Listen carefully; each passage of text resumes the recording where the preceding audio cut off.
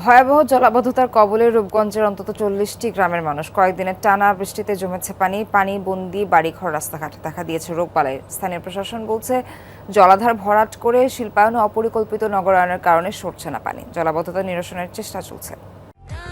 প্রাণ UHT milk, শুদ্ধতায় ও মমতায় সবসময় সেরা স্বাদে।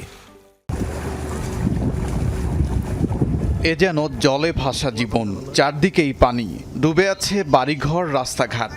জলাবদ্ধতার এমন চিত্র রাজধানী ঘেঁষা রূপগঞ্জে।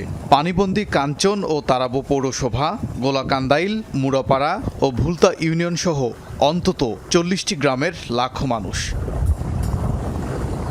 একসময় সবুজে ঘেরা ছিল এসব এলাকা, চাষাবাদ করতেন স্থানীয়রা। এখন বর্ষা মানেই জলাবদ্ধতা, খালবিল ভরাট করে নগরায়নের প্রভাব পড়েছে। জমে আছে কয়েকদিনের টানা বৃষ্টির পানি, কর্মহীন মানুষ। আগে পরে মনে করেন 1 মাস 2 মাস পানি থাকতো, লাইমা দিত। এখন দীর্ঘদিন ধরে 3 মাস 4 মাস ধরে আমার এলাকায় পানি। এই যে আমাদের ঘরটাই দেখুন, চারপাশে কিন্তু আস্তে আস্তে ডাবতেছে। মঙ্গল দিয়ে আমরা জায়গায় জায়গায় থাকতেছি, অনেক আমরাই বাঁচুন না, গরু বাঁচে।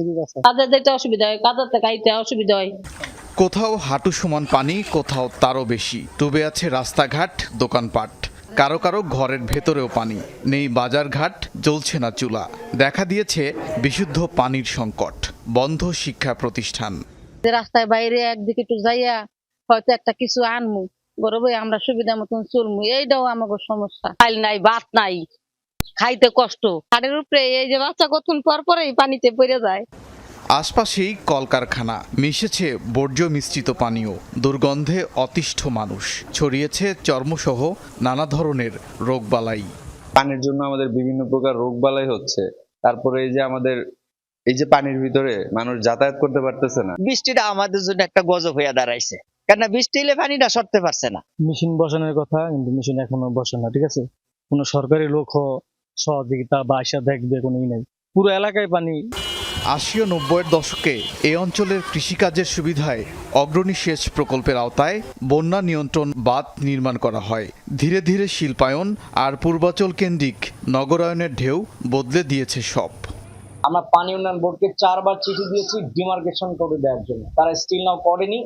বাট এখন আমরা এলাকাবাসীকে সাথে নিয়ে, আমরা যেহেতু জানি যে কোন লাইনে ছিল খালটি, সেই লাইন ধরে আমরা আবার নিজেরাই খনন করব। 12টা প্রতিষ্ঠানকে আমরা আইডেন্টিফাই করে তাদেরকে চিঠি দিয়েছি যে আপনাদের কিছু অবৈধ স্থাপনা আছে, অথবা আপনাদের হয়তো কোনো প্রতিষ্ঠানে কিছু অংশ আমাদের খালে চলে এসেছে, এই ধরনের চিঠি দিয়েছি, আপনি একটু সরাই ফেলেন অথবা আমরা উচ্ছেদে যাব।